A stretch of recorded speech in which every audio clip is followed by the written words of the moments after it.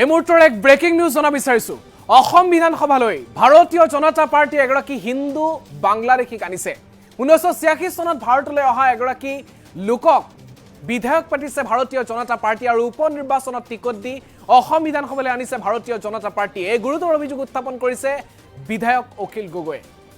এই মুহূৰ্তৰ এক ব্ৰেকিং নিউজ জনা বিচাৰিছো। বিজেপিয়ে বিধানসভালৈ আনিছে বাংলাদেশী হিন্দুক। গুৰুতৰ অভিযোগ উত্থাপন কৰা হৈছে বিধায়ক অখিল গগৈৰ তৰফৰ পৰা। বাংলাদেশী হিন্দুক নিৰ্বাচনত টিকট দিছে আৰু সেইগৰাকী বিধায়কে বৰ্তমান হিন্দু বাংলাদেশী হিচাপে বিধানসভালৈ আহিছে।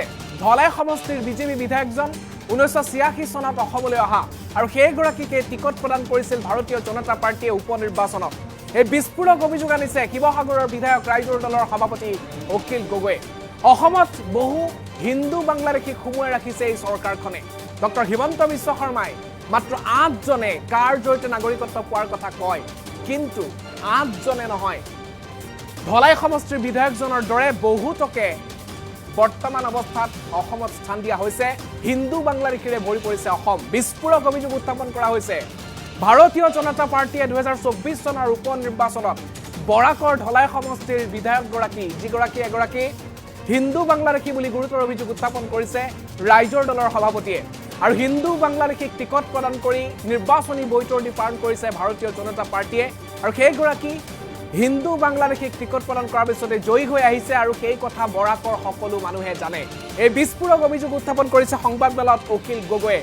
গুৰুত্বপূৰ্ণ কথা, অখিল গগৈয়ে কৈছে যে 1986 চনত অসম আন্দোলনৰ মাত্ৰ এটা বছৰৰ সমাপ্তিৰ এটা বছৰৰ পিছত 1986 চনত এইগৰাকী ধলাই সমষ্টিৰ বিধায়ক অসমলৈ আহিছিল আৰু বৰ্তমান এইগৰাকী ধলাই সমষ্টিৰ ব্যক্তিকেই হিন্দু বাংলাদেশীকেই ভাৰতীয় জনতা পাৰ্টিয়ে উপ নিৰ্বাচনত টিকট দিছে।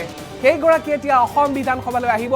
ভাৰতীয় জনতা পাৰ্টিৰ বিৰুদ্ধে এনেদৰে সৰব হৈ উঠিছে। ডক্টৰ হিমন্ত বিশ্ব শৰ্মাই কৈছিল যে কাৰ নাগৰিকত্বৰ জৰিয়তে 8 জনে নাগৰিকত্ব পাইছে, কিন্তু হিমন্ত বিশ্ব শৰ্মাৰ কথা মিছা বুলি কৈছে অখিল গগৈয়ে।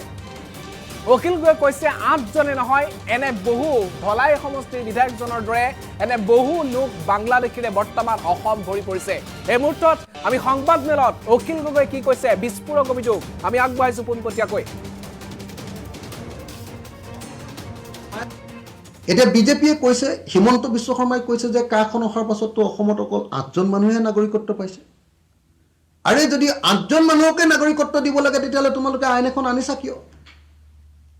দৰকাৰেই নাই তেনেকুৱা এখন আইন। তেতিয়াহ'লে তেওঁলোকে কৈছে যে নহয়, ইয়াততো বিদেশী অহাই নাই, বিদেশীয়ে নাগৰিকত্ব পাবৰ কাৰণে আবেদনেই কৰা নাই। কিন্তু ইতিমধ্যে প্ৰকাশ পাইছে যে যোৱা এইবাৰ উপ নিৰ্বাচনত সোণাই সমষ্টিটো কি সমষ্টি এইটো কয় আপোনাৰ বৰাকৰ, এইবাৰ যিটো উপ নিৰ্বাচন হৈছিলে বৰাকৰ যিটো সমষ্টিত উপ নিৰ্বাচন হৈছিলে সেই ধলাই সমষ্টিটোত এইবাৰ বিজেপিৰ যিজন প্ৰাৰ্থী আছিলে সেইজন 1986 চনত ভাৰতলৈ অহা হয়, বাংলাদেশৰ হিন্দু নাগৰিক। বাংলাদেশৰ বিদেশী হিন্দু নাগৰিক এজনক এবাৰ বিজেপিয়ে তাতে ভোট দিবলৈ কেণ্ডিডেট হিচাপে আগবঢ়াই দিছে, MLA হিচাপে জিকি আহিছে। এজন বাংলাদেশী MLA হিচাপে জিকি আহিছে অসম বিধানসভালৈ এইবাৰ।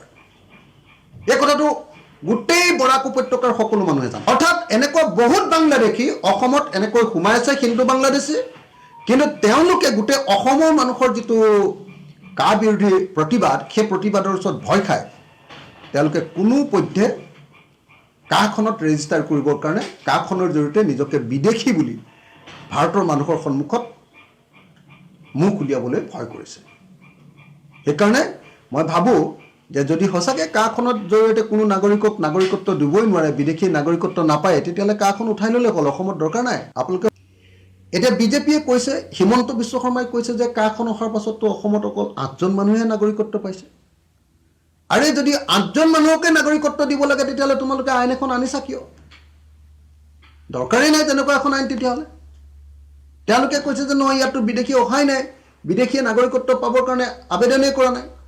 কিন্তু ইতিমধ্যে প্ৰকাশ পাইছে যে যোৱা এইবাৰ উপ নিৰ্বাচনত সোণাই সমষ্টিটো কি সমষ্টি এইটো কয় আপোনাৰ বৰাকৰ, এইবাৰ যিটো উপ নিৰ্বাচন হৈছিলে বৰাকৰ যিটো সমষ্টিত উপ নিৰ্বাচন হৈছিলে সেই ধলাই সমষ্টিটোত এইবাৰ বিজেপিৰ যিজন প্ৰাৰ্থী আছিলে সেইজন 1986 চনত ভাৰতলৈ অহা হয়, বাংলাদেশৰ হিন্দু নাগৰিক। বাংলাদেশৰ বিদেশী হিন্দু নাগৰিক এজনক এবাৰ বিজেপিয়ে তাতে ভোট দিবলৈ কেণ্ডিডেট হিচাপে আগবঢ়াই দিছে, MLA হিচাপে জিকি আহিছে, এজন বাংলাদেশী MLA হিচাপে জিকি আহিছে অসম বিধানসভালৈ এবাৰ। এই কথাটো গোটেই বৰাক উপত্যকাৰ সকলো মানুহে জানে। অৰ্থাৎ এনেকুৱা বহুত বাংলাদেশী অসমত এনেকৈ সোমাই আছে হিন্দু বাংলাদেশী, কিন্তু তেওঁলোকে গোটেই অসমৰ মানুহৰ যিটো কা বিৰোধী প্ৰতিবাদ, সেই প্ৰতিবাদৰ ওচৰত ভয় খায়। তেওঁলোকে কোনো পধ্যে কাখনত ৰেজিষ্টাৰ কৰিবৰ কাৰণে কাখনৰ জৰিয়তে নিজকে বিদেশী বুলি ভাৰতৰ মানুহৰ সন্মুখত মুখ উলিয়াবলৈ ভয় কৰিছে।